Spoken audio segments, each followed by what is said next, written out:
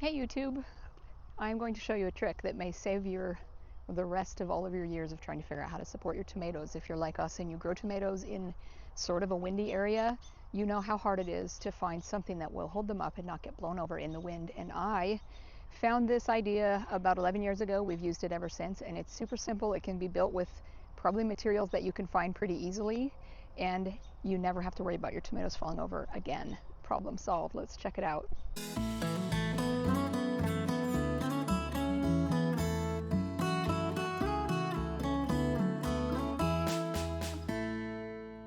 I'll give you a tiny bit of backstory on how we found this. It was random. I literally was sitting at a restaurant with our oldest daughter in 2012 or 13 when we were looking at colleges, and the restaurant, the Italian restaurant we were at, had tomatoes growing, and they had a system like this in a smaller, kind of a smaller scale, and I can't believe how cool it is and how I never thought of it. So we just built a new, this is a 4'8" wide by 14-foot long bed, and what I'm going to do is put all of our tomatoes in this. The only drawback to this is that it becomes permanent, so you're going to need to amend the soil because I'm not going to rotate my tomatoes around to various places for the rest of their lives because they're always going to be in this bed with this frame. And I will show you what we built here and how this works. I don't have my tomatoes going in the ground yet because it is too cold and they're still in the greenhouse, but I know a lot of you are doing tomatoes right now. I thought I might get out there sooner than later and show you this amazing trick so you can get started on your tomato supports for this year. All right, what you can see here is our whole bed. And sorry if there's a lot of wind, it's blowing pretty well out here right now, but we built the bed and filled it with dirt. And we've done this two different ways. This is our first year doing it with all metal. The first year we did it with all wood. And since we just put in new chain link fence and we had a top rail left, so we decided to reuse this slightly bent top rail and some of these little, the cap post things that go for the top rail. And if you have, if you want to go buy these at a fence place, you can. We just had extra, but the last time we did this, we actually just used boards and we ran them along the length and made it work with a support that was wood. But basically the idea you want to have is 3 uprights supporting one top pole that's really sturdy and strong. And for our uprights, they're just 2 T-posts, and I just painted them flat black to match the top rail.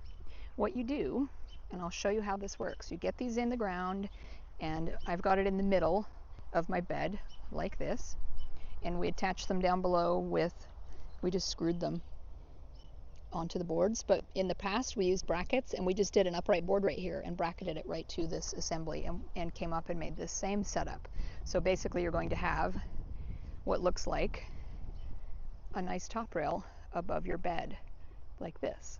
And you can see I just put a tape on this to show you where this sits. From the top of the bed, we are 43 inches to that top rail. And the other 2 products you're going to need are some landscape, just some kind of rope or twine. I mean, I've literally used baling twine before. You can use what you have as long as it's going to be sturdy enough to last throughout the season. And then you're going to be using plant straps, and I use this, it's like a Velcro garden tie that I really like to attach the tomatoes to the string, and I will show you what we're going to do with the string. All right, so this is how simple this is. I'm just going to pull out, see if I can do this, it pulls out from the middle.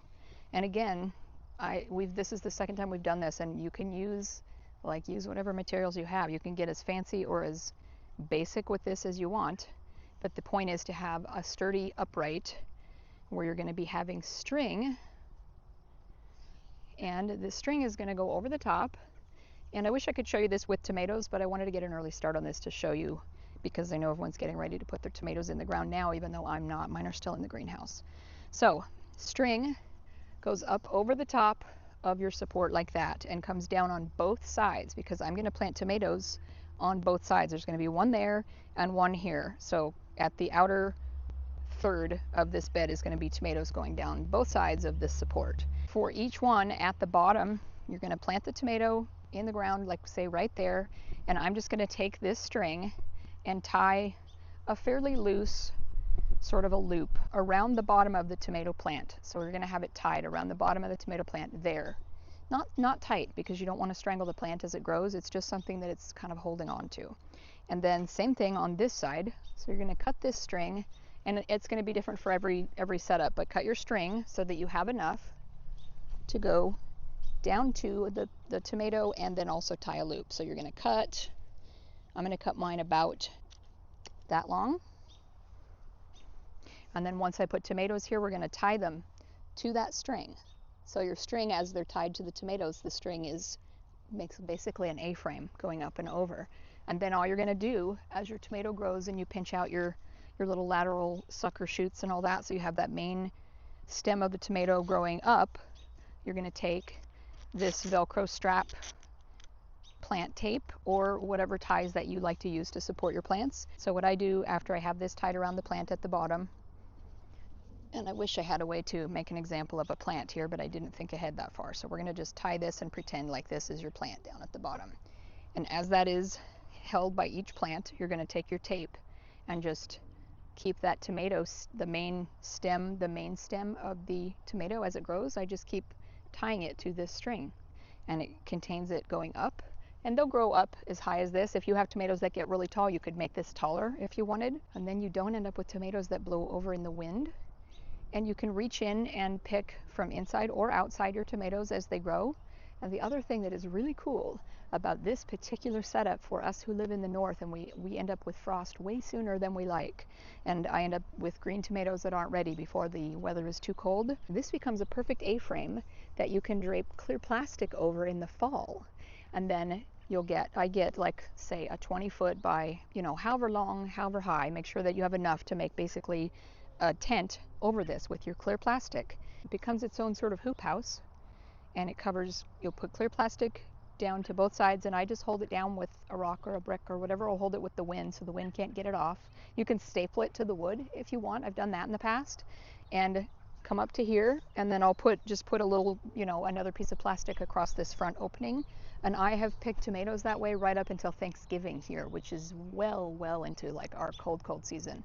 So many reasons why this works really well for windy areas and cold areas. I hope this helps you get out there, plant some tomatoes, and don't worry about buying those tippy frames, cages, stakes, special curly Q things that you screw into the ground. None of those have ever worked for us in the past. They always blow over in the wind once the tomatoes are big. This is the only thing that has ever worked long term, permanently. This will solve your tomato growing problems, I promise. Thanks for watching. See you in the next video.